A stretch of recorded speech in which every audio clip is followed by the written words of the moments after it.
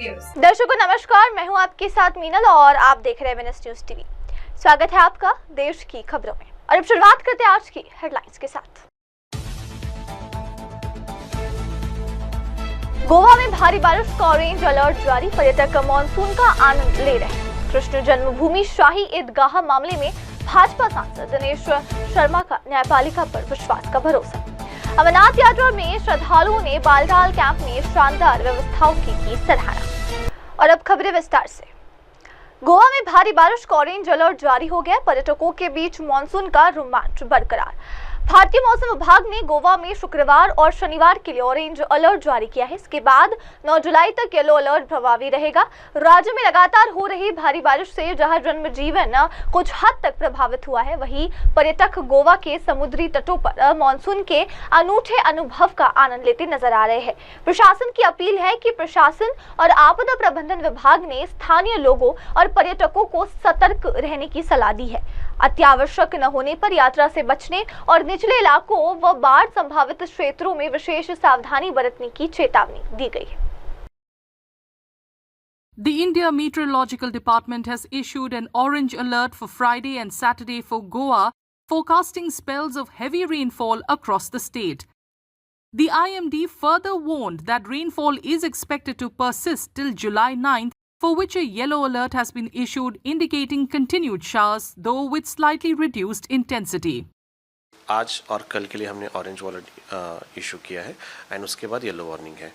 इसका मतलब ये है कि आज और कल के लिए heavy to very heavy rainfall over isolated places and heavy rainfall over many places इसका फोरकास्ट किया गया है। ये जो रेनफॉल होगा जो भी अमाउंट में वो 24 आवर क्यूमुलेटिव रहेगा, इसलिए इस जो रेनफॉल इंक्रीजिंग एक्टिविटी है नेक्स्ट 2 डेज़ में हम उसको देख सकते हैं। एंड उसके बाद constantly heavy rainfall isolated places पे उसका फोरकास्ट किया है।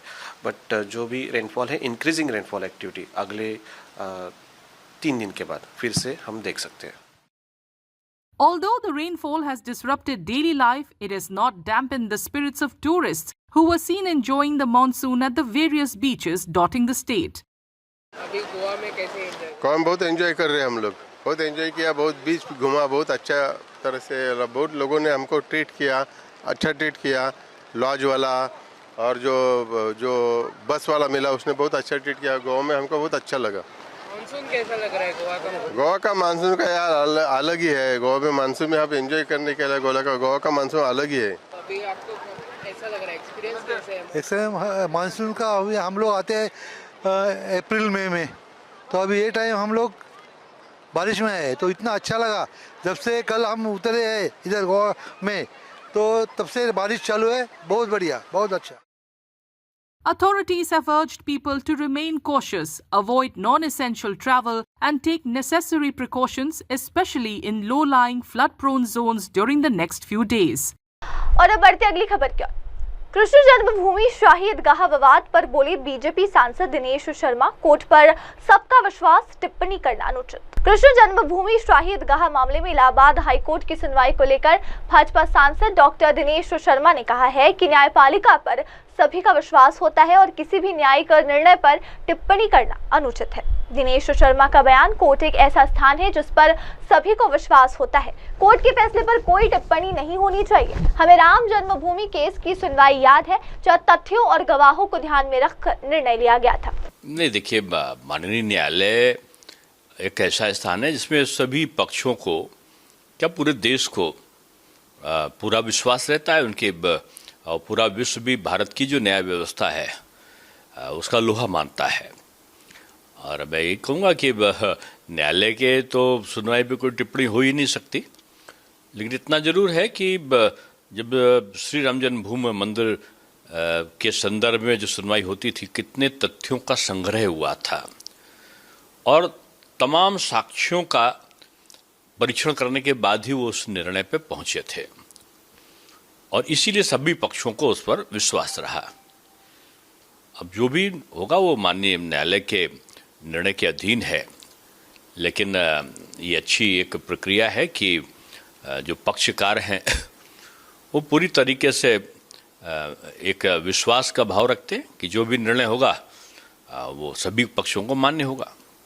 देखिए ये कब अलग थे, ये तो चाहे ओवैसी जी रहे हों, चाहे ममता जी रही हों, चाहे कोई और रहे हों, ये सब केवल इन पे मोदी फोबिया है और उस डर से सब समय समय पर मिलते हैं, फिर अलग होते हैं, हारने के बाद अलग होते हैं और चुनाव के पहले ये मिल जाते हैं।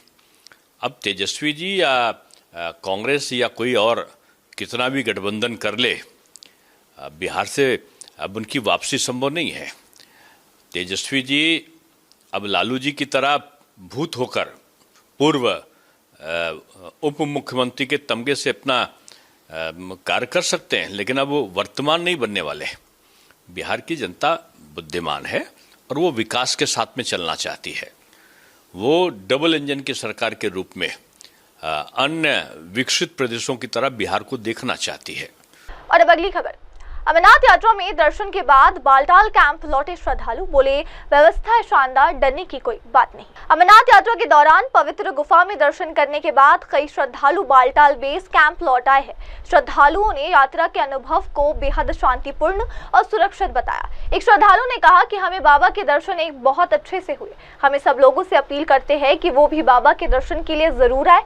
यहाँ की सारी व्यवस्थाएं बहुत अच्छी है, डरने की कोई जरूरत नहीं। हमारी सेना, हमारे जवान वहां तैनात है।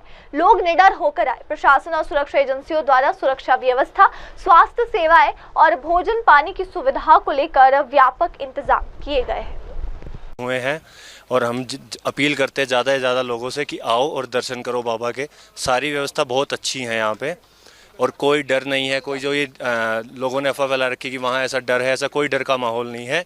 हमारी आर्मी जवान बहुत सारे ऊपर तैनात हैं। बिल्कुल बेफिक्र होके आओ आप लोग ऊपर, ठीक है।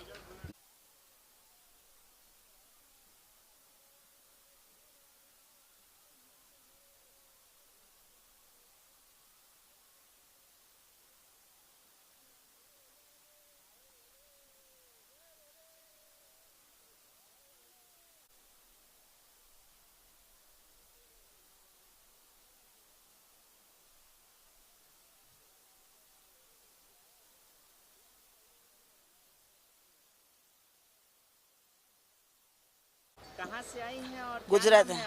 मैं गुजरात से आई हूँ। मेरा नाम नीता बेन है। बाबा के दर्शन कर लिया? अच्छे से कर लिया। कैसा है बाबा का स्वरूप और कैसा लगा? विराट स्वरूप है बाबा का स्वरूप है, कोई या पहचान नहीं पाते हैं, ऐसा है। कैसा लगा? लोगों को क्या कहना चाहेंगे जो आना चाहे? आना चाहिए, एक बार तो आना ही चाहिए। आपका हाथ पग चले तो चाहे आइए, न चले तो भी आइए, एक बार तो आइए। मैं 50 साल की हो गई हूँ, 3 साल से आती हूँ। मेरी कमर टूट गई है तो भी मैं आती हूँ। एक बार आई, मुझे बाबा के साथ मन लग गया है, इसलिए दर्शन आती हूँ। ये 3री साल है मेरा।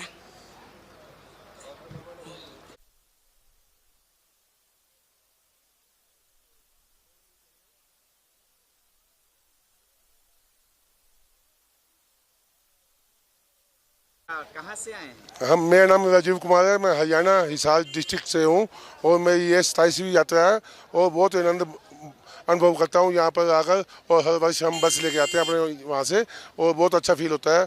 और हम इंतजार करते हैं कब अमरनाथ यात्रा आएगी और हम कब दर्शन करने के लिए आएंगे। आइए देखते हैं अगली खबर। भ्रष्टाचार करोगे तो बच नहीं पाओगे, अंबा प्रसाद पर ईडी छापे पर बोले भाजपा प्रवक्ता प्रतुल शाहदेव। झारखंड में पूर्व कांग्रेस विधायक अंबा प्रसाद और उनके करीबियों पर प्रवर्तन निदेशालय की छापेमारी को लेकर भाजपा प्रवक्ता प्रतुल शाहदेव ने तीखी प्रतिक्रिया दी है। उन्होंने कहा है कि मोदी सरकार में भ्रष्टाचार करने वालों को बख्शा नहीं जाएगा। प्रतुल शाहदेव का बयान दिया है कि ये नरेंद्र मोदी की सरकार है, या अगर आप भ्रष्टाचार करते हैं तो भाग नहीं सकते। अगर आप निर्दोष है तो किसी से डरने की जरूरत नहीं। उन्होंने आगे कहा कि हमारे और कांग्रेस के शासन में जांच एजेंसियों का फर्क साफ है। कांग्रेस के समय में तो सुप्रीम कोर्ट ने सीबीआई को पिंजरे में कैद तोता कहा था, लेकिन हमारे शासन में एजेंसियों को पूरी आजादी है। On your RSS statement, Nitish Rani said that Congress is never going to come into power. Let them raise him.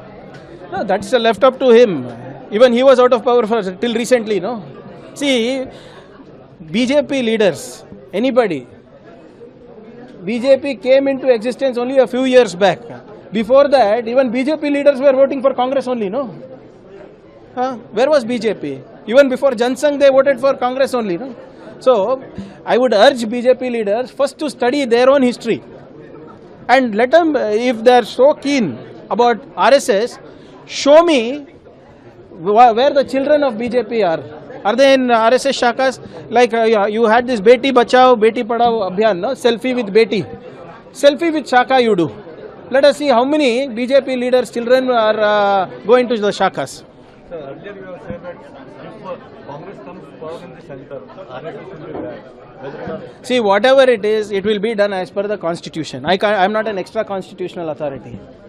Merely I am just saying is that their activities are not good for the society, is not good for India. And if enough powers are vested, I will ensure that these organizations are rooted out from the society. CM Siddaramaiah says that on COVID vaccine, there are some... See, not on COVID vaccine. Mr. Siddaramaiah's statements have been taken out of context. People are worried whether it's because of the vaccines. So he said he will find out what it is. And more importantly, there are studies going on still. So blaming the vaccine or any other thing will not be right. Let the experts determine that. That is what Mr. Siddaramaiah also has said.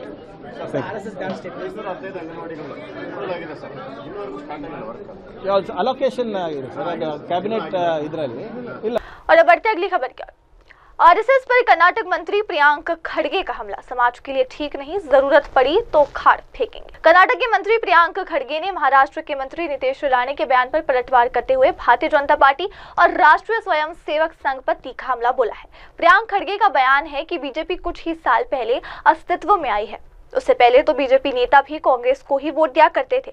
अगर उन्हें RSS से इतनी ही लगन है तो बताएं कितने BJP नेताओं के बच्चे आज आरएसएस की शाखाओं में जाते हैं। उन्होंने आरएसएस की गतिविधियां को लेकर सवाल उठाया है कि आरएसएस की गतिविधियां समाज और भारत के लिए ठीक नहीं। अगर ताकत और समर्थन मिला तो मैं सुनिश्चित करूंगा कि इन संगठनों को समाज से पूरी तरह उखाड़ फेंका जाए। ज्ञानेश कुमार गुप्ता जी को किस सर ने क्या आदेश दिए वो तो वो जाने, लेकिन ज्ञानेश कुमार गुप्ता जी ने डेलीगेशन को स्पष्ट तौर पे कहा कि 20% इसमें एक्सक्लूजन हमें लगता है हो जाएगा। ये आपको कैसे मालूम पड़ गया 20% एक्सक्लूजन है? जब नियत ही एक्सक्लूड करने की है तो इसके बाद रह क्या जाता है? फिर गैस करने के लिए या अंदाजा लगाने के लिए कोई जरूरत नहीं है। आपके सामने है, मंशा आपके सामने है, नियत आपके सामने है। ज्ञानेश कुमार गुप्ता की नहीं, ज्ञानेश कुमार गुप्ता के जो ऊपर बैठे हैं उनकी। सर, कवायद को कैसे देखते हैं? आपने तो कह दिया, अब चुनाव आयोग ने साफ कह दिया कि हम तो जो चीजें हैं शेड्यूल में चेंज नहीं होने वाली, प्रोसेस में स्मूथली चल रहा है, उसमें कोई दिक्कत नहीं है। वहीं जो विपक्ष, आपका विपक्ष भाई जब आपको काटना ही है तो स्मूथली काट लेंगे, उसमें क्या है? मुश्किल काम होता है जब आपकी नीयत साफ होती है। 1 साल लगा था 2003 में जब यही एक्सरसाइज हुई थी बिहार में, 2003 से 2004 1 साल में आपको बिहार का आप कर पाए। अब आप 1 महीने 25 दिन में कर लेंगे। तो आपकी नीयत यही है ना कि आपको नाम काटने हैं, जांच नहीं करनी कागजों की। आपको तो मालूम है किस किस वर्ग के नाम काटने हैं। सर, ऐसे में किसी एक व्यक्ति के पास जिसका मताधिकार छीनने की कगार पर लगता है, अगर आपकी बात को माने हम तो क्या रास्ता बचता है उसके लिए कि क्या वो इस बार मताधिकार का प्रयोग नहीं कर पाएगा, मतदाता सूची से नाम बाहर हो जाएगा, वो क्या करे और आप लोग क्या करेंगे पॉलिटिकल पार्टी? हमारे पास तमाम विकल्प खुले हैं, सड़क, संसद और भी कोई विकल्प, वो सब हैं हमारे पास। और इस देश में किसी एक संस्था की दादागिरी चल नहीं सकती। सर, ये भी बात है कि ओवैसी आप जो है, जस्ट टेल हिम, सॉरी एक सेकंड, सॉरी कट गया। Just tell him if he has any problem to locate the house. Sorry.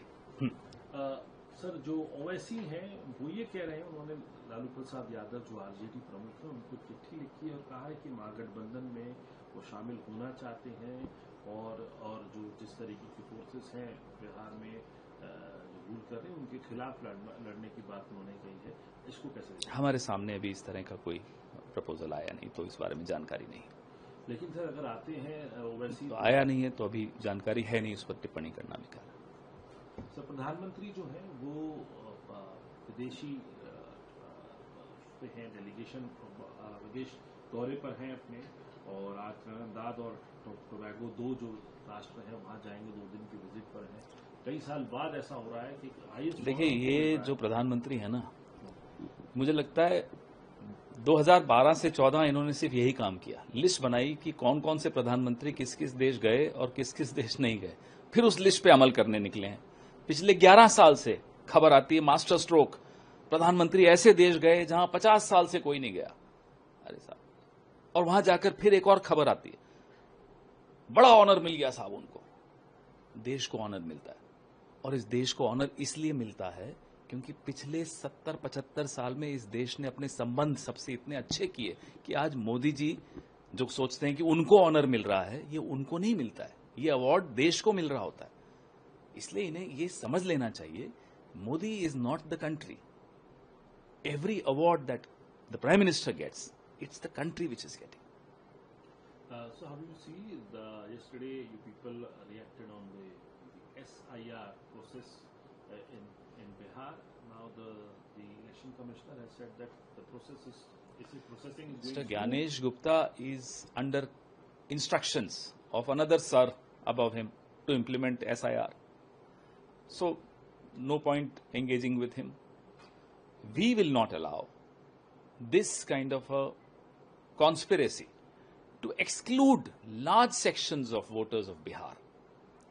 Number one. Number two, in 2003, a similar exercise had taken place, and it took them 1 year in Bihar to complete this exercise. How can you complete it in 25 days? This shows your intention. Your intention is not to verify, your intention is not to update, your intention is to delete. But Chirag Paswan, the another leader from Bihar Union, is saying that it is a complete excuse from the Mahagathbandhan to hide their upcoming defeat in the assembly elections. We are willing to brief Mr. Chirag Paswan, and believe me, he'll change his mind because he's a sensible man. That's what I've been told. Are you finding him sensible? Of course, he's a sensible young man, and if he is willing to spend half an hour with us, we'll tell him what's the problem with this SIR. So those are open for Chirag Paswan. Anybody who wants, Mr. Modi wants to understand, we'll make him understand. But the problem is he won't be able to understand. So another important aspect is about the OAC.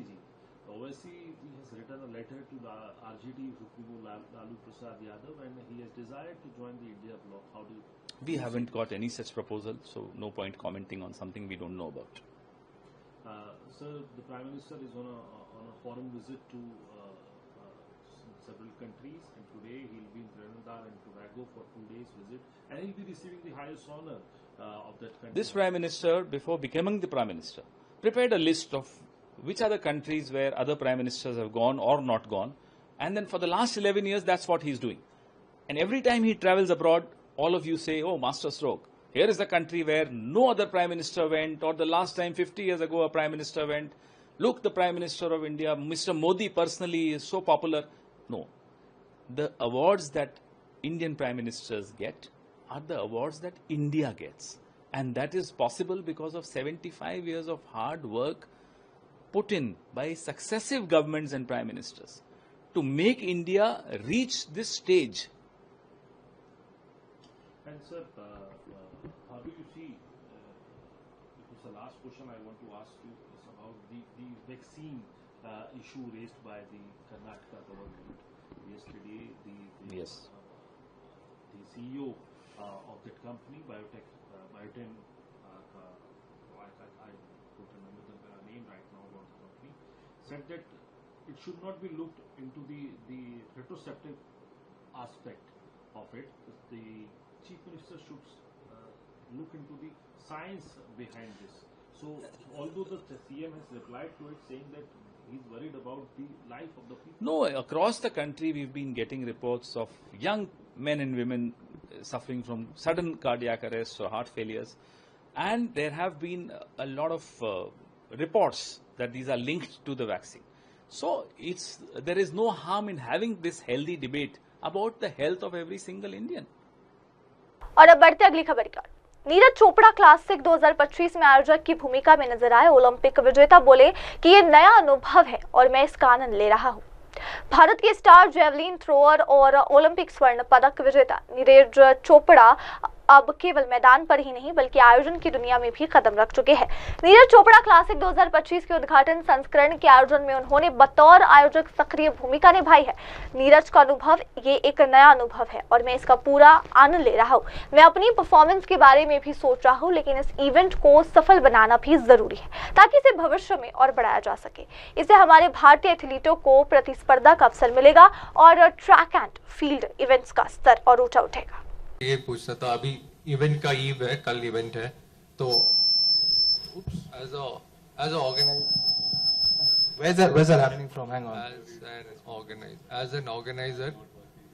Organiser आपने तो बहुत मेहनत किया है, पर आज 24 hours before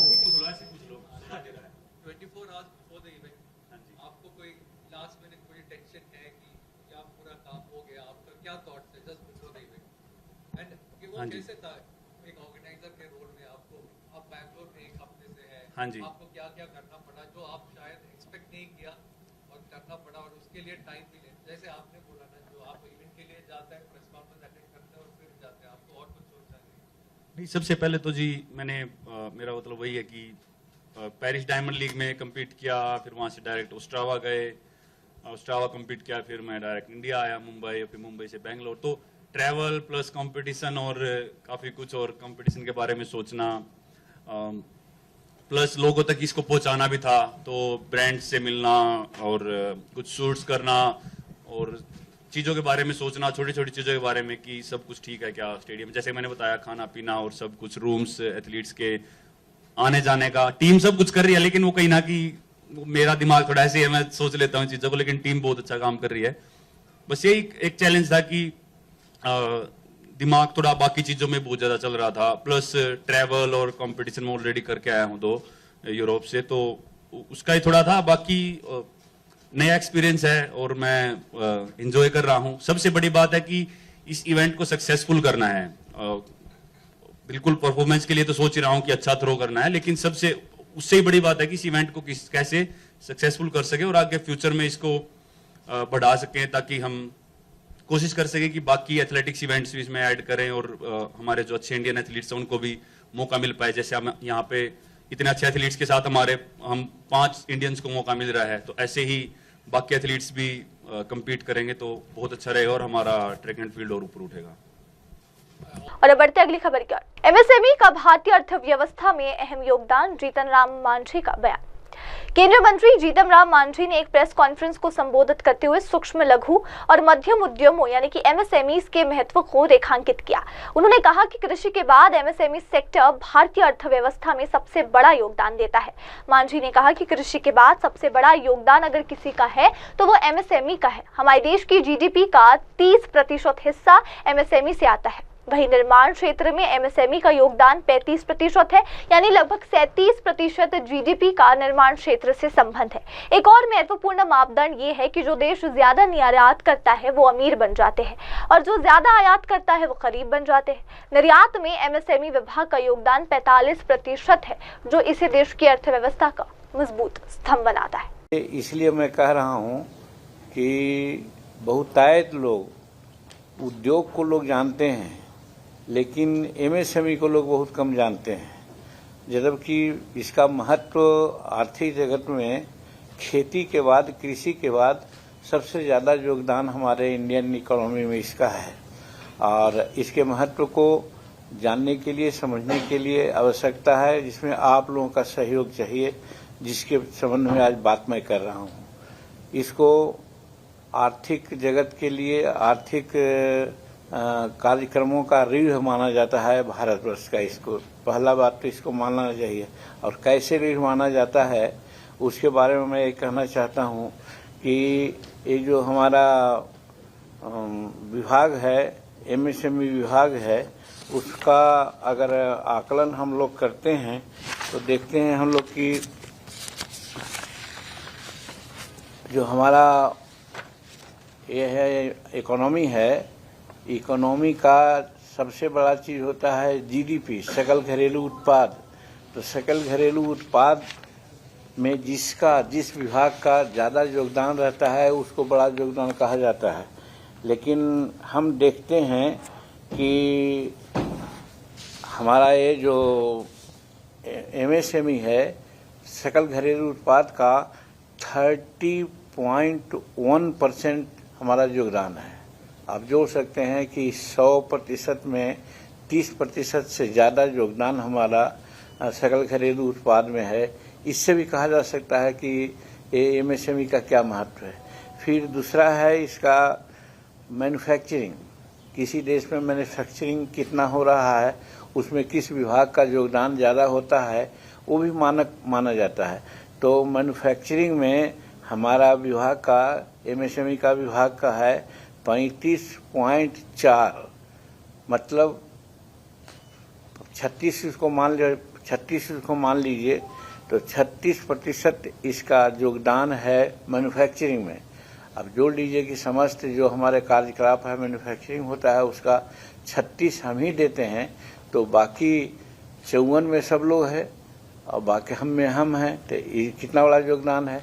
और फिर उसके बाद एक पैरामीटर ये है कि जिस देश का एक्सपोर्ट ज़्यादा होता है उस देश को संपन्न राष्ट्र माना जाता है, और जहाँ इंपोर्ट ज़्यादा होता है उसको लोग कहते हैं कि साहब वो देश आर्थिक जगत से गरीब है।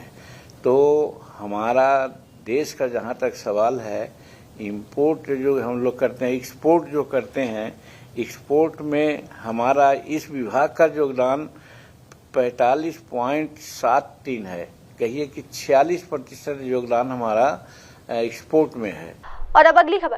केरल में मेडिकल कॉलेज बिल्डिंग हादसे को लेकर बीजेपी का विरोध प्रदर्शन। पुलिस ने वाटर कैनन से किया प्रदर्शनकारियों को तितर-बितर। केरल के कोट्याम मेडिकल कॉलेज की इमारत गिरने की घटना के विरोध में बीजेपी कार्यकर्ताओं ने स्वास्थ्य मंत्री वीणा जॉर्ज के खिलाफ जोरदार प्रदर्शन किया। इस हादसे में एक व्यक्ति की मौत हो गई थी और कई लोग घायल हुए थे। प्रदर्शनकारियों ने मंत्री के इस्तीफे की मांग को लेकर जुलूस निकाला, जिसे रोकने के लिए पुलिस को जल तोप का इस्तेमाल करना पड़ा।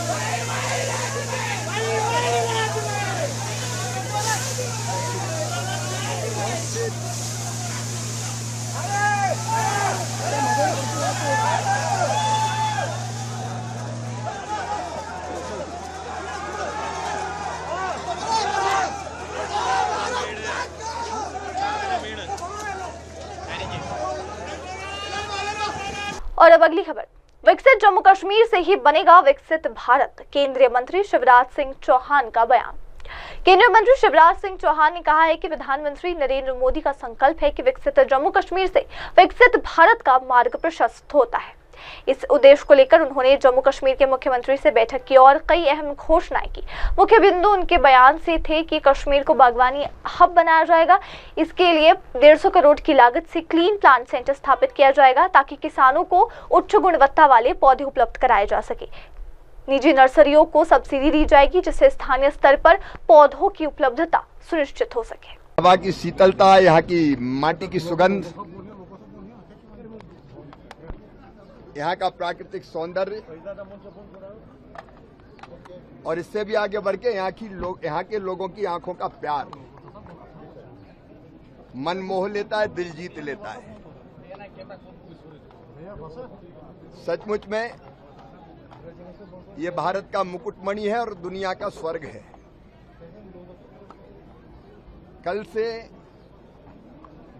आने के बाद हमने जम्मू और कश्मीर के विकास के लिए, क्योंकि प्रधानमंत्री जी का संकल्प है विकसित भारत के लिए विकसित और समृद्ध जम्मू कश्मीर, उसको पूरा करने के लिए माननीय मुख्यमंत्री जी के साथ बैठकें की और कृषि और ग्रामीण विकास दोनों के लिए, जैसे ये हार्टिकल्चर का हब बनेगा कश्मीर,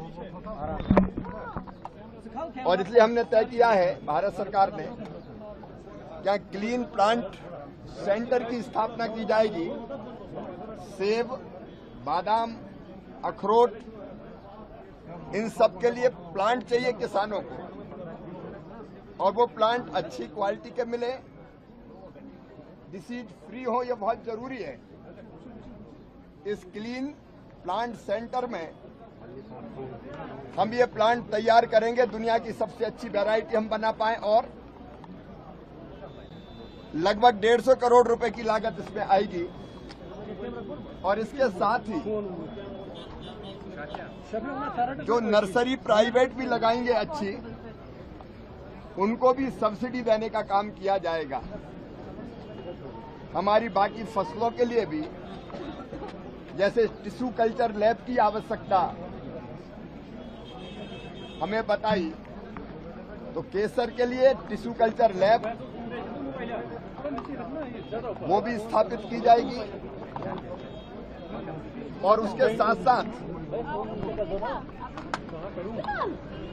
हम राष्ट्रीय बागवानी मिशन के अंतर्गत हमारे यहाँ के प्रशासन ने, सरकार ने, मुख्यमंत्री जी ने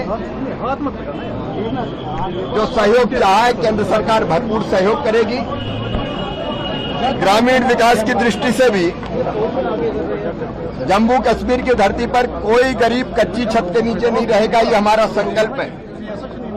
और ये प्रधानमंत्री आवास योजना के अंतर्गत 5 लाख लोगों का सर्वे हुआ है, उनको वेरीफाई करके मकान भी दिए जाएंगे। अभी जब माननीय प्रधानमंत्री जी आए थे तो 4200 करोड़ रुपए से ज्यादा की सड़कें जो सुदूर के गांव को कनेक्टिविटी प्रदान करेगी, वो जोड़ने का भी फैसला किया है। मैं इसी भाव से आया हूं कि जम्मू कश्मीर के विकास में हम कोई कसर नहीं छोड़ेंगे। और मैं अपने देशवासियों से भी ये कहना चाहता हूं कि यहाँ की जनता प्यार भरे दिल से उनका इंतजार कर रही है। हम बेहिचक, बिना किसी डर के यहाँ आए और एक भाईचारे की, स्नेह की, प्रेम की एक नई मिसाल कायम करें। धन्यवाद। और अब आइए बढ़ते अगली खबर की ओर। केजरीवाल का ऐलान कि अब किसी पार्टी से गठबंधन नहीं। आम आदमी पार्टी के संयोजक और दिल्ली के पूर्व मुख्यमंत्री अरविंद केजरीवाल ने बुधवार को अहमदाबाद में प्रेस कॉन्फ्रेंस की और गुजरात में पार्टी के विस्तार को बताया। उन्होंने साफ किया कि हमारा कांग्रेस के साथ कोई गठबंधन नहीं है और आगामी विधानसभा चुनावों में आप अकेले दम पर मैदान पर उतरेगी। केजरीवाल ने ऐलान किया कि बिहार में आम आदमी पार्टी चुनाव लड़ेगी। उन्होंने कहा, इंडिया ब्लॉक सिर्फ लोकसभा चुनाव के लिए था, अब हमारा किसी से कोई गठबंधन नहीं। केजरीवाल का कहना था कि हमारा कांग्रेस के साथ कोई गठबंधन नहीं है, इसीलिए विसाव दर में हम अलग पड़े। ત્યારે હું માનનીય અરવિંદ કેજરીવાલજીને વિનંતી કરીશ नमस्कार। विसावदर की विधानसभा में जो उपचुनाव हुए उसमें आम आदमी पार्टी के गोपाल इटालिया जी को वहां की जनता ने जबरदस्त बहुमत दिया है। 2022 में भी आम आदमी पार्टी ये सीट जीती थी, लेकिन 2022 में जो हमें मार्जिन विनिंग मार्जिन मिला था उससे 3 गुना ज़्यादा वोट विनिंग मार्जिन उससे इस बार आम आदमी पार्टी जीती है। विसावदर की ये जीत कोई आइसोलेटेड जीत नहीं है, ये एक सेमीफाइनल है 2027 का। पिछले 30 साल से गुजरात में भारतीय जनता पार्टी की सरकार है और 30 साल में भारतीय जनता पार्टी ने गुजरात को बर्बाद करने में कोई कसर नहीं छोड़ी।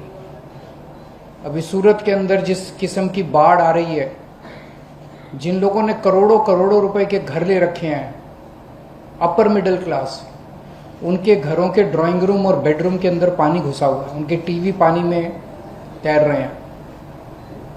आज से 10 साल पहले सूरत में ये हाल नहीं था। ये केवल और केवल ये इंसान मनुष्यकृत कार्य है, ये इन लोगों के भ्रष्टाचार का नतीजा है जो सूरत में इस तरह का हो रहा है। मुझे बताया गया कि 2 साल पहले वडोदरा में भी ऐसे ही होता है, जूनागढ़ में भी ऐसे होता है कि शहरों में बाढ़ आ रही है। क्यों? क्योंकि उन्होंने बिल्डरों के साथ मिलके वहाँ पे पूरा पानी का निकासी जो है वो रोक दिया और वो सारा पानी जो है लोगों के घरों के अंदर भर रहा है। दिल्ली पर गुजरात के अंदर सड़कों का बुरा हाल है, खेडूतों का बुरा हाल है, उनको बीज नहीं मिल रहे, उनको बिजली नहीं मिल रही, उनको पानी नहीं मिल रहा, उनको खाद नहीं मिल रही, दर दर की ठोकरें खा रहे हैं किसान। युवाओं का बुरा हाल है, रोज पेपर लीक हो रहे हैं, इनसे पेपर नहीं कराए जाते, रोजगार नहीं है। जिस सरकार के अंदर आधी से ज़्यादा भर्तियां खाली पड़ी हैं, जो भर्तियां की जाती हैं वो कॉन्ट्रैक्ट के ऊपर की जाती हैं, उनको पूरा उनका अधिकार नहीं मिलता, उनका शोषण किया जाता है। कोई ऐसा तबका नहीं है गुजरात के अंदर जो खुश हो, लेकिन उसके बावजूद एक बार बार भारतीय जनता पार्टी चुनाव जीतती आ रही है। और उसका केवल और केवल एक ही कारण है कि अभी तक गुजरात के लोगों के पास विकल्प नहीं था। वो कहते थे हम बीजेपी को हराना चाहते हैं, लेकिन किसे वोट दें? कांग्रेस, सब लोग जानते हैं कांग्रेस उनकी जेब में है। कांग्रेस को एक तरह से ठेका दिया जाता है हर चुनाव में बीजेपी को जिताने का, और बीजेपी को बहुत अच्छे से जिताती है कांग्रेस। तो कांग्रेस के ऊपर लोगों का भरोसा नहीं है। लोगों को पता है कि कांग्रेस को वोट दिया, अगर बाई चांस वैसे तो जीतेगा नहीं, अगर जीत भी गया तो फिर वो बीजेपी में, जीतने के बाद बीजेपी में चला जाएगा। लेकिन अब आम आदमी पार्टी आ गई है, आम आदमी पार्टी एक विकल्प के रूप में लोग देख रहे हैं। तो विसावदर में जिस तरह से लोगों ने वोट दिया, ये माहौल, ये गुस्सा पूरे गुजरात के अंदर व्याप्त है लोगों का। मैं कई जगह लोगों से मैंने बात की, हर जगह लोगों में इसी तरह का गुस्सा है जिस तरह का गुस्सा विसावदर में देखने को मिला। तो लोगों ने मन बना लिया, पहले 30 साल कांग्रेस ने राज किया, उसके बाद 30 साल बीजेपी ने राज किया, अब समय का चक्र पूरा घूम गया है, अब बीजेपी का जाने का टाइम आ गया है, आम आदमी पार्टी की सरकार बनेगी। और आम आदमी पार्टी अगले 3 साल तक, चुनाव तक लगभग 2.5 साल हैं, 2.5 साल खूब जम के गुजरात के अंदर प्रचार करेगी, घर घर जाएगी। आज से हम लोग गुजरात जोड़ो अभियान शुरू कर रहे हैं। इस गुजरात जोड़ो अभियान के 2 अंग हैं। एक है, एक नंबर आज जारी कर रहे हैं, नंबर है 9512040404। गुजरात के लोगों से अपील है कि आप इस नंबर पे मिस कॉल मार के आम आदमी पार्टी के साथ जुड़िए। आप मिस्ड कॉल मारिए और आम आदमी पार्टी के साथ जुड़िए। और दूसरा तरीका है कि आम आदमी पार्टी के कार्यकर्ता एक एक घर में जाएंगे। हमारा मकसद है कि अगले चुनाव तक कम से कम गुजरात का एक घर 5 बार, कम से कम 5 बार आम आदमी पार्टी का कार्यकर्ता, आम आदमी पार्टी का लीडर, हर घर को हम लोग कवर कर लेंगे। आम आदमी पार्टी युवाओं की पार्टी है। कल हम लोग देख रहे थे, लगभग हमारे सारे नेता 40 के नीचे के हैं। तो मैं गुजरात के युवाओं से अपील करना चाहता हूं, खासकर बड़ी संख्या में आम आदमी पार्टी में शामिल होइए। जो युवा गुजरात की तरक्की चाहता है, जो युवा भ्रष्टाचार मुक्त गुजरात चाहता है, जो युवा अपने परिवार की तरक्की चाहता है, आम आदमी पार्टी में शामिल हो। और जो युवा, ये एक हवन है, हवन के अंदर अपनी आहुति देना चाहता है, 2 साल दे दो, छुट्टी ले सकते हो, छुट्टी ले लो, काम से जो कर सकते हो, 2 साल दे दो। आप चाहे बीजेपी में हो चाहे कांग्रेस में हो, मैं यहाँ पार्टीबाजी की बात नहीं करने आया। आप अगर गुजरात की तरक्की चाहते हैं, अपनी अपनी पार्टियां छोड़ के सभी युवा आम आदमी पार्टी में शामिल हो जाएं। हम सब लोग मिलके एक हंसता खेलता तरक्की विकास वाला गुजरात सृजन करेंगे। आपका कोई सवाल हो तो? सर, अभी केंद्रीय स्तर पे गठबंधन है कांग्रेस के साथ आपका, तो हमारा कोई गठबंधन नहीं है कांग्रेस के साथ। अच्छा, अभी नहीं, वो कांग्रेस वाले तो बोल रहे गठबंधन है। नहीं, कोई गठबंधन होता तो विसावदर में चुनाव क्यों लड़े वो लोग? विसावदर में वो हमें हराने के लिए आए थे। बीजेपी ने कांग्रेस को भेजा था, इनको हराओ, इनके वोट काटो। कांग्रेस ने ढंग से काम नहीं किया, खूब डांट पड़ी बीजेपी की उसके बाद उनको, कांग्रेस वालों को, तुम ठीक से काम नहीं करते हो। अरविंद जी, इंडिया अलायंस है तो क्या उसमें भी अब आप? वो इंडिया अलायंस लोकसभा का था, अब हमारी तरफ से कोई नहीं है। भ्रष्टाचार मुक्त की बात करते हो, आपके ही विधायक आपकी पार्टी ने बताया कि वो भ्रष्टाचार कर रहे हैं, क्या बताएंगे?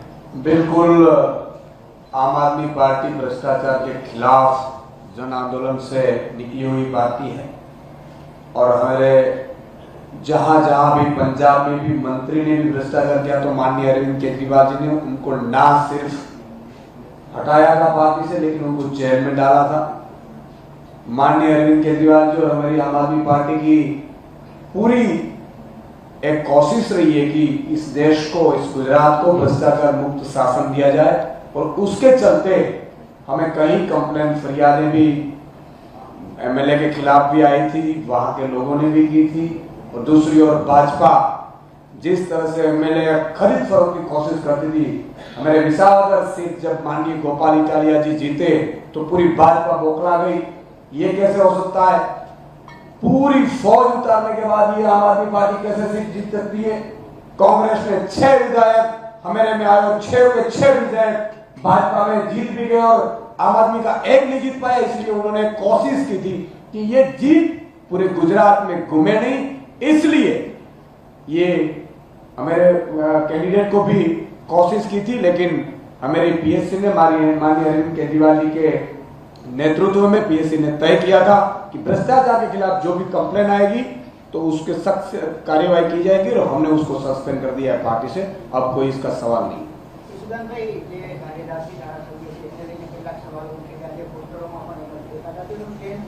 ગારિયાદરના ધારાસભ્ય શ્રી માનનીય સુધીરભાઈ વાઘાણી કાલે અમારી જોડે જતા, પરમ દિવસે જોડે જતા એમને એક સામાજિક કામને લઈને સુરત જવાનું હતું, એટલે કોઈ ખોટી અફવામાં ફેલાવવાની જરૂર નથી। ગારિયાદરના ધારાસભ્યશ્રી અમારી સાથે જ છે, મજબૂત છે, ગારિયાદરના મુદ્દાઓ ઉઠાવે છે અને આખી પાર્ટી પણ એમની સાથે છે અને એ મુદ્દા ઉપર ખુદ સુધીરભાઈ અહીંયા પરમ દિવસે આવ્યા હતા, અરવિંદ કેજરીવાલજીને પણ મળ્યા છે, અમને પણ મળ્યા છે અને મજબૂતાઈથી આગામી સમયમાં એ પાર્ટીને મજબૂત કરશે।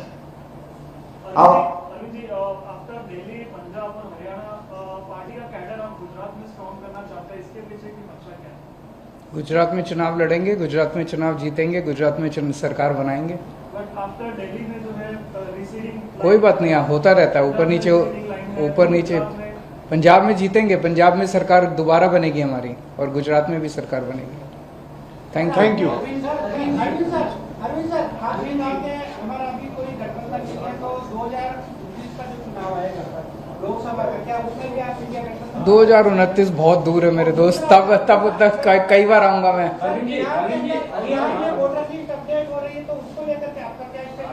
वो तो इलेक्शन कमीशन जो कर रहा है वो ठीक नहीं कर रहा, वो सही नहीं कर रहा। बिहार में चुनाव है तो बिहार में क्या आम आदमी पार्टी चुनाव लड़ रही है, और लड़ रही है तो क्या अकेले अपने दम से लड़ेगी या एलायंस के साथ में? आम आदमी पार्टी चुनाव लड़ रही है। આપ સૌનું સ્વાગત છે પત્રકાર બંધુઓનું। આજે આમ આદમી પાર્ટીના રાષ્ટ્રીય કન્વીનર માનનીય અરવિંદ કેજરીવાલજી 3 દિવસના ગુજરાતના પ્રવાસે છે, ત્યારે હું માનનીય અરવિંદ કેજરીવાલજીને વિનંતી કરીશ। नमस्कार। विसावदर की विधानसभा में जो उपचुनाव हुए उसमें आम आदमी पार्टी के गोपाल इटालिया जी को वहाँ की जनता ने जबरदस्त बहुमत दिया है। 2022 में भी आम आदमी पार्टी ये सीट जीती थी, लेकिन 2022 में जो हमें विनिंग मार्जिन मिला था उससे 3 गुना ज़्यादा वोट विनिंग मार्जिन उससे इस बार आम आदमी पार्टी जीती है। विसावदर की ये जीत कोई आइसोलेटेड जीत नहीं है, ये एक सेमीफाइनल है 2027 का। पिछले 30 साल से गुजरात में भारतीय जनता पार्टी की सरकार है और 30 साल में भारतीय जनता पार्टी ने गुजरात को बर्बाद करने में कोई कसर नहीं छोड़ी।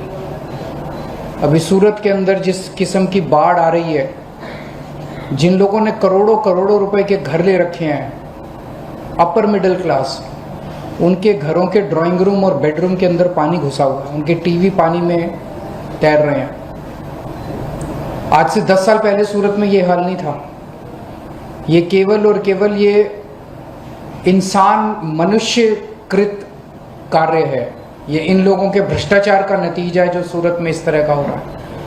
मुझे बताया गया कि 2 साल पहले वडोदरा में भी ऐसे ही हुआ था, जूनागढ़ में भी ऐसे होता है कि शहरों में बाढ़ आ रही है।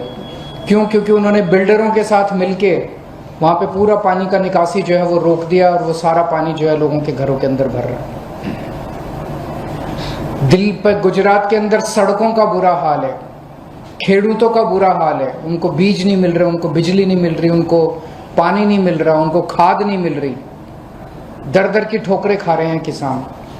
युवाओं का बुरा हाल है, रोज पेपर लीक हो रहे हैं, इनसे पेपर नहीं कराए जाते, रोजगार नहीं है। जिस सरकार के अंदर आधी से ज़्यादा भर्तियां खाली पड़ी हैं, जो भर्तियां की जाती हैं वो कॉन्ट्रैक्ट के ऊपर की जाती हैं, उनको पूरा उनका अधिकार नहीं मिलता, उनका शोषण किया जाता है। कोई ऐसा तबका नहीं है गुजरात के अंदर जो खुश हो, लेकिन उसके बावजूद एक बार बार भारतीय जनता पार्टी चुनाव जीतती आ रही है। और उसका केवल और केवल एक ही कारण है कि अभी तक गुजरात के लोगों के पास विकल्प नहीं था। वो कहते थे हम बीजेपी को हराना चाहते हैं, लेकिन किसे वोट दें? कांग्रेस, सब लोग जानते हैं कांग्रेस उनकी जेब में है। कांग्रेस को एक तरह से ठेका दिया जाता है हर चुनाव में बीजेपी को जिताने का, और बीजेपी को बहुत अच्छे से जिताती है कांग्रेस। तो कांग्रेस के ऊपर लोगों का भरोसा नहीं है। लोगों को पता है कि कांग्रेस को वोट दिया, अगर बाई चांस वैसे तो जीतेगा नहीं, अगर जीत भी गया तो फिर वो बीजेपी में, जीतने के बाद बीजेपी में चला जाएगा। लेकिन अब आम आदमी पार्टी आ गई है, आम आदमी पार्टी एक विकल्प के रूप में लोग देख रहे हैं। तो विसावदर में जिस तरह से लोगों ने वोट दिया, ये माहौल, ये गुस्सा पूरे गुजरात के अंदर व्याप्त है लोगों का। मैं कई जगह लोगों से मैंने बात की, हर जगह लोगों में इसी तरह का गुस्सा है जिस तरह का गुस्सा विसावदर में देखने को मिला। तो लोगों ने मन बना लिया, पहले 30 साल कांग्रेस ने राज किया, उसके बाद 30 साल बीजेपी ने राज किया। अब समय का चक्र पूरा घूम गया है, अब बीजेपी का जाने का टाइम आ गया है। आम आदमी पार्टी की सरकार बनेगी और आम आदमी पार्टी अगले 3 साल तक, चुनाव तक लगभग 2.5 साल हैं, 2.5 साल खूब जम के गुजरात के अंदर प्रचार करेगी, घर घर जाएगी। आज से हम लोग गुजरात जोड़ो अभियान शुरू कर रहे हैं। इस गुजरात जोड़ो अभियान के 2 अंग हैं। एक नंबर आज जारी कर रहे हैं, नंबर है 9512040404। गुजरात के लोगों से अपील है कि आप इस नंबर पे मिस कॉल मार के आम आदमी पार्टी के साथ जुड़िए। आप मिस्ड कॉल मारिए और आम आदमी पार्टी के साथ जुड़िए। और दूसरा तरीका है कि आम आदमी पार्टी के कार्यकर्ता एक घर में जाएंगे। हमारा मकसद है कि अगले चुनाव तक कम से कम गुजरात का एक घर 5 बार, कम से कम 5 बार आम आदमी पार्टी का कार्यकर्ता, आम आदमी पार्टी का लीडर, हर घर को हम लोग कवर कर लेंगे। आम आदमी पार्टी युवाओं की पार्टी है। कल हम लोग देख रहे थे लगभग हमारे सारे नेता 40 के नीचे के हैं। तो मैं गुजरात के युवाओं से अपील करना चाहता हूं, खासकर बड़ी संख्या में आम आदमी पार्टी में शामिल होइए।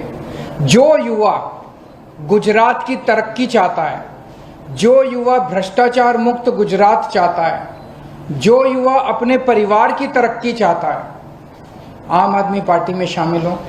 और जो जो युवा, ये एक हवन है, हवन के अंदर अपनी आहुति देना चाहता है, 2 साल दे दो, छुट्टी ले सकते हो, छुट्टी ले लो, काम से जो कर सकते हो, 2 साल दे दो। आप चाहे बीजेपी में हो चाहे कांग्रेस में हो, मैं यहाँ पार्टीबाजी की बात नहीं करने आया। आप अगर गुजरात की तरक्की चाहते हैं, अपनी अपनी पार्टियां छोड़ के सभी युवा आम आदमी पार्टी में शामिल हो जाएं। हम सब लोग मिलके एक हंसता खेलता तरक्की विकास वाला गुजरात सृजन करेंगे। आपका कोई सवाल हो तो? सर, अभी केंद्रीय स्तर पे गठबंधन है कांग्रेस के साथ आपका, तो हमारा कोई गठबंधन नहीं है कांग्रेस के साथ। अच्छा, अभी नहीं, वो कांग्रेस वाले तो बोल रहे गठबंधन है। नहीं, कोई गठबंधन होता तो विसावदर में चुनाव क्यों लड़े वो लोग? विसावदर में वो हमें हराने के लिए आए थे। बीजेपी ने कांग्रेस को भेजा था, इनको हराओ, इनके वोट काटो। कांग्रेस ने ढंग से काम नहीं किया, खूब डांट पड़ी बीजेपी की उसके बाद उनको, कांग्रेस वालों को, तुम ठीक से काम नहीं करते हो। अरविंद जी, इंडिया अलायंस है तो क्या उसमें भी अब आप? वो इंडिया अलायंस लोकसभा का था, अब हमारी तरफ से कोई नहीं है। भ्रष्टाचार मुक्त की बात करते हैं, आपके ही विधायक मकवाना पे आपकी पार्टी ने बताया कि वो भ्रष्टाचार कर रहे हैं, क्या बताएंगे? बिल्कुल, आम आदमी पार्टी भ्रष्टाचार के खिलाफ जन आंदोलन से निकली हुई पार्टी है। और हमारे जहां जहां भी, पंजाब में भी मंत्री ने भी भ्रष्टाचार किया तो माननीय अरविंद केजरीवाल जी ने उनको ना सिर्फ हटाया था पार्टी से, लेकिन उनको जेल में डाला था। माननीय अरविंद केजरीवाल जो हमारी आम आदमी पार्टी की पूरी एक कोशिश रही है कि इस देश को, इस गुजरात को भ्रष्टाचार मुक्त शासन दिया जाए, और उसके चलते हमें कई कंप्लेंट, फरियादें भी एमएलए के खिलाफ भी आई थी, वहां के लोगों ने भी की थी। और दूसरी ओर भाजपा जिस तरह से एमएलए खरीद फरोख्त की कोशिश करती थी, हमारे विसावदर सीट जब माननीय गोपाल इटालिया जी जीते तो पूरी भाजपा बौखला गई। ये कैसे हो सकता है? पूरी फौज उतारने के बाद ये आम आदमी पार्टी कैसे सीट जीत सकती है? कांग्रेस ने 6 विधायक हमारे में आए और 6 के 6 विधायक भाजपा में जीत भी गए, और आम आदमी का एक नहीं जीत पाया। इसलिए उन्होंने कोशिश की थी कि ये जीत पूरे गुजरात में घूमे नहीं, इसलिए ये हमारे कैंडिडेट को भी कोशिश की थी। लेकिन हमारे पीएससी ने माननीय अरविंद केजरीवाल जी के नेतृत्व में पीएससी ने तय किया था कि भ्रष्टाचार के खिलाफ जो भी कंप्लेन आएगी तो उसके सख्त कार्यवाही की जाएगी, और हमने उसको सस्पेंड कर दिया है पार्टी से। अब कोई इसका सवाल नहीं।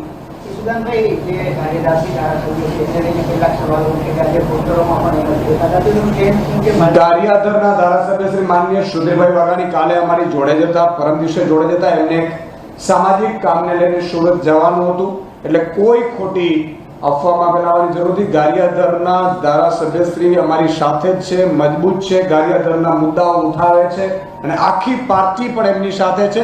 અને એ મુદ્દા ઉપર खुद सुधीरभाई अहीं परम दिवसे આવ્યા હતા, અરવિંદ કેજરીવાલજીને પણ મળ્યા છે, અમને પણ મળ્યા છે, અને મજબૂતાઈથી આગામી સમયમાં એ પાર્ટીને મજબૂત કરશે।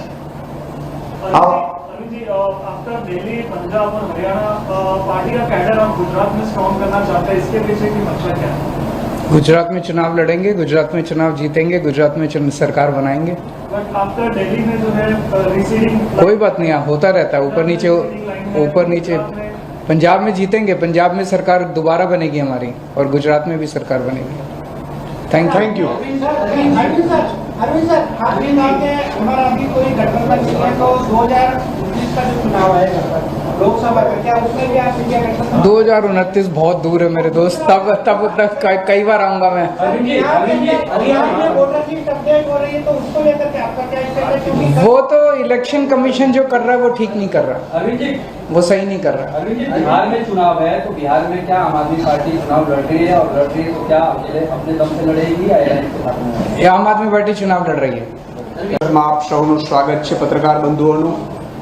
આજે આમ આદમી પાર્ટીના રાષ્ટ્રીય કન્વીનર માનનીય અરવિંદ કેજરીવાલજી 3 દિવસના ગુજરાતના પ્રવાસે છે, ત્યારે હું માનનીય અરવિંદ કેજરીવાલજીને વિનંતી કરીશ। नमस्कार। विसावदर की विधानसभा में जो उपचुनाव हुए उसमें आम आदमी पार्टी के गोपाल इटालिया जी को वहां की जनता ने जबरदस्त बहुमत दिया है। 2022 में भी आम आदमी पार्टी ये सीट जीती थी, लेकिन 2022 में जो हमें मार्जिन विनिंग मार्जिन मिला था उससे 3 गुना ज़्यादा वोट विनिंग मार्जिन उससे इस बार आम आदमी पार्टी जीती है। विसावदर की ये जीत कोई आइसोलेटेड जीत नहीं है, ये एक सेमीफाइनल है 2027 का। पिछले 30 साल से गुजरात में भारतीय जनता पार्टी की सरकार है और 30 साल में भारतीय जनता पार्टी ने गुजरात को बर्बाद करने में कोई कसर नहीं छोड़ी। अभी सूरत के अंदर जिस किस्म की बाढ़ आ रही है, जिन लोगों ने करोड़ों करोड़ों रुपए के घर ले रखे हैं, अपर मिडिल क्लास, उनके घरों के ड्राइंग रूम और बेडरूम के अंदर पानी घुसा हुआ है, उनके टीवी पानी में तैर रहे हैं। आज से 10 साल पहले सूरत में ये हाल नहीं था। ये केवल और केवल ये इंसान मनुष्यकृत कार्य है, ये इन लोगों के भ्रष्टाचार का नतीजा है जो सूरत में इस तरह का हो रहा है। मुझे बताया गया कि 2 साल पहले वडोदरा में भी ऐसे ही हुआ था, जूनागढ़ में भी ऐसे होता है कि शहरों में बाढ़ आ रही है। क्यों? क्योंकि उन्होंने बिल्डरों के साथ मिलके वहाँ पे पूरा पानी का निकासी जो है वो रोक दिया और वो सारा पानी जो है लोगों के घरों के अंदर भर रहा है। दिल्ली पर गुजरात के अंदर सड़कों का बुरा हाल है, खेडूतों का बुरा हाल है, उनको बीज नहीं मिल रहे, उनको बिजली नहीं मिल रही, उनको पानी नहीं मिल रहा, उनको खाद नहीं मिल रही, दर दर की ठोकरें खा रहे हैं किसान। युवाओं का बुरा हाल है, रोज पेपर लीक हो रहे हैं, इनसे पेपर नहीं कराए जाते, रोजगार नहीं है। जिस सरकार के अंदर आधी से ज़्यादा भर्तियां खाली पड़ी हैं, जो भर्तियां की जाती हैं वो कॉन्ट्रैक्ट के ऊपर की जाती हैं, उनको पूरा उनका अधिकार नहीं मिलता, उनका शोषण किया जाता है।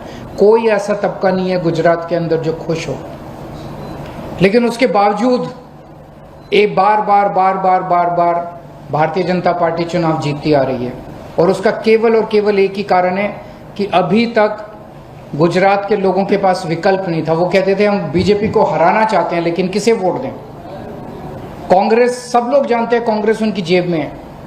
कांग्रेस को एक तरह से ठेका दिया जाता है हर चुनाव में बीजेपी को जिताने का, और बीजेपी को बहुत अच्छे से जिताती है कांग्रेस।